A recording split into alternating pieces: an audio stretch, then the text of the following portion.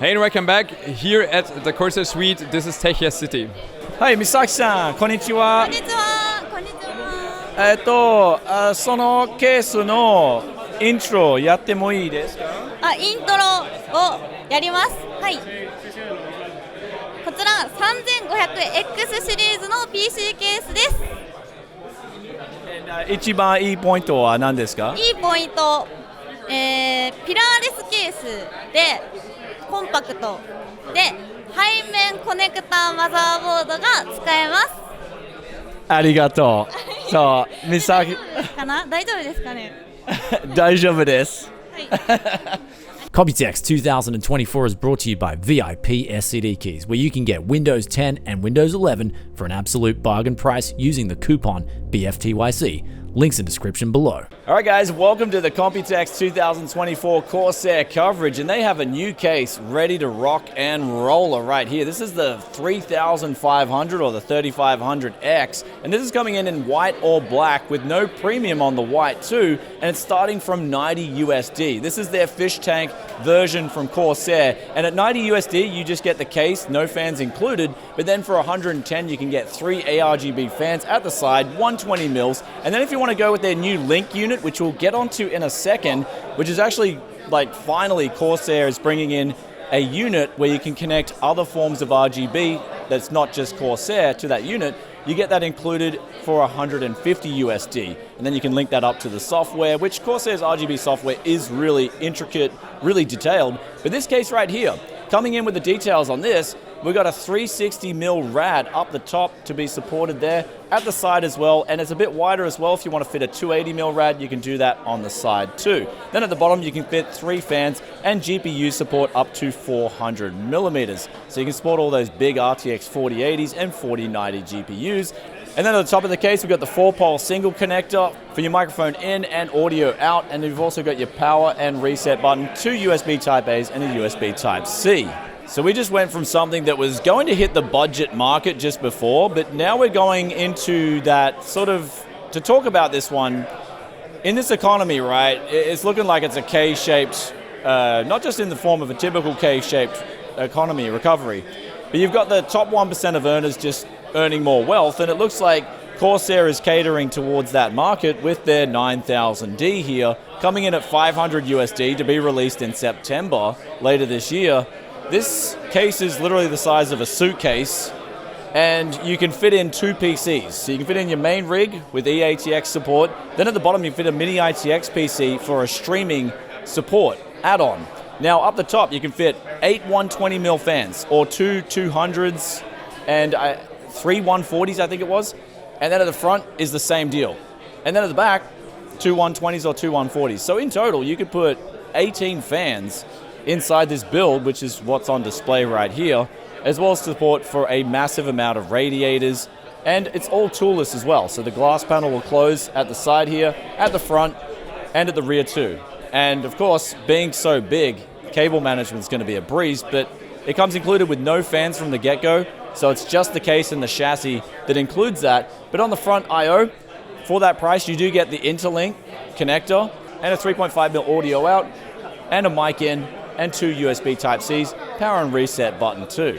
So Corsair have seen that the competition are getting competitive with all-in-ones, so they are going to bring now a new series of coolers to the market called the Titan RX RGB coolers, starting with a 240mm solution, and they're going to hit with a 280mm as well as a 360mm later on this year, next month actually, from July 30th. So they've got one that's really interesting in my opinion, and that's got the fan on it. And so this can do VRM cooling as well as doing your RAM as well, because it's vented out on 4 sides of the head. Now, speaking of that head, totally new design, in-house design from Corsair. They're calling this the Flow Drive cooling engine, and it's got a bigger cavity as well as having a 7-blade propeller and a better base plate. So the cooling, they're showing us graphs. Now, of course, we've got to test this ourselves, but from what we're seeing so far, is it's going to make for a very good all-in-one liquid cooling solution. Now, in terms of pricing, I'm told it's going to come in roughly from around $150 US. Pricing is still to be determined, but it's good to see that Corsair is getting really competitive, where the Snap-on itself, putting the new head on, will actually stay on. That was the biggest complaint I had with the previous H150, for example, with that LCD screen.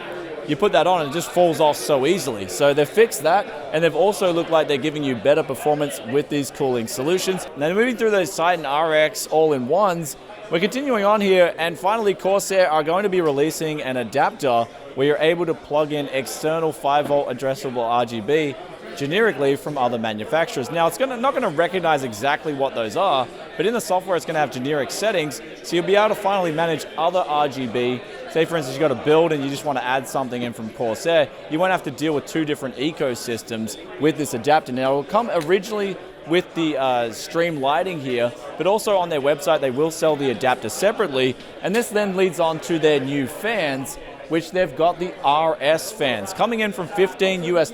They're gonna have the magnetic ball bearings, sort of like their unique FDB type approach. And this is gonna go through their base model even. And then if you want the RGB versions of these fans, that's gonna come in from $20 a piece. Okay.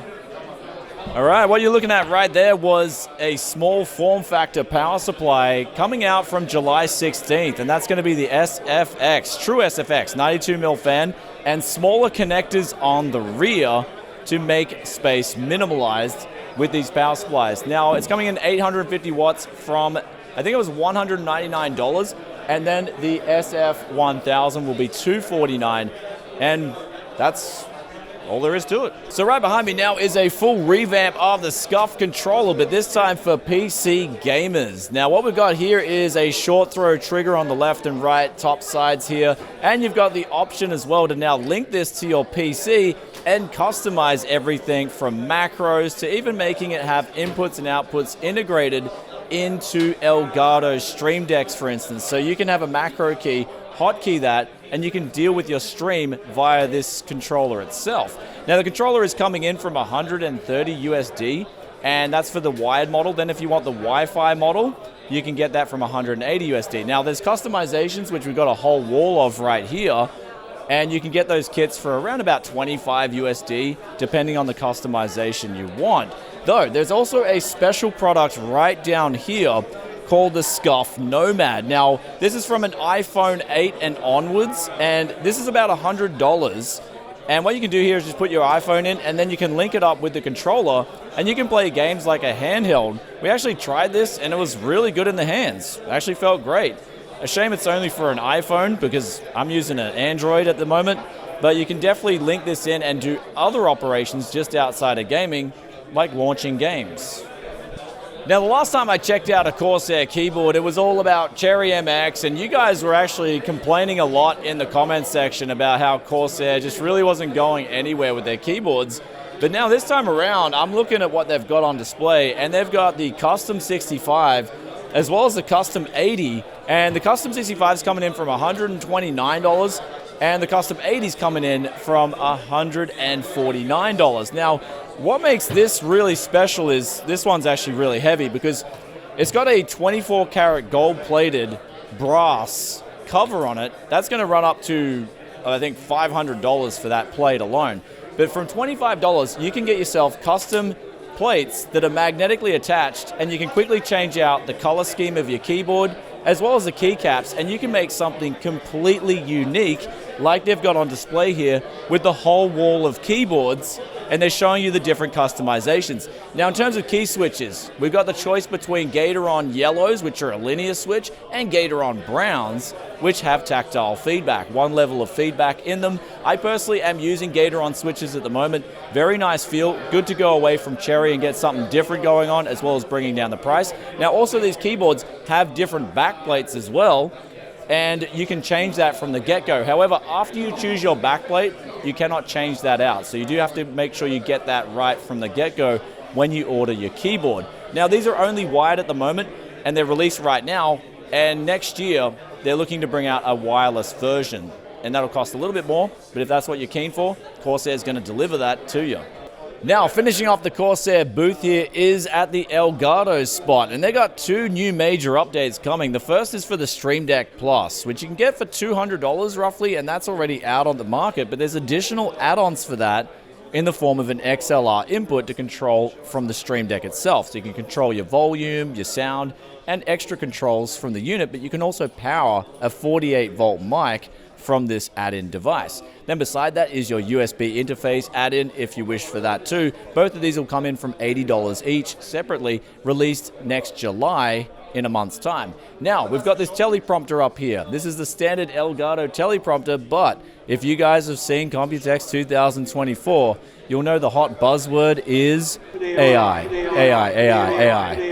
And they're integrating AI in a really good way, actually, in that when you're reading off the teleprompter, it'll actually stop to where you are, right in the center of the teleprompter. So if you're reading a little bit slower, the teleprompter will slow down. It'll listen to the audio that's coming out, and it'll slow that down, so you're not having to constantly scroll back your teleprompter and do extra cuts. So it will save a lot of time, and this will be just implemented in a software update that'll be available probably from next month. And that about wraps it up for the Corsair booth for 2024. I am going to jet on out of here and get some Taiwanese street food. I hope you guys enjoyed this coverage. And let us know in the comment section below, what was your favorite thing coming from Corsair this year at 2024's Computex? I personally thought the keyboards were really nice. And I'm not much of a fan of keyboards, to be honest. But I just thought what they were doing there was something that they should have done a long time ago. It's finally good to see that, and they're changing for what the market wants. And with that aside, guys, I will catch you in another tech video very soon. If you stayed this far, and of course you're enjoying that Tech Yes content, then be sure to hit that sub button, ring that bell, and I'll catch you in another tech video very soon. Peace out for now. Bye.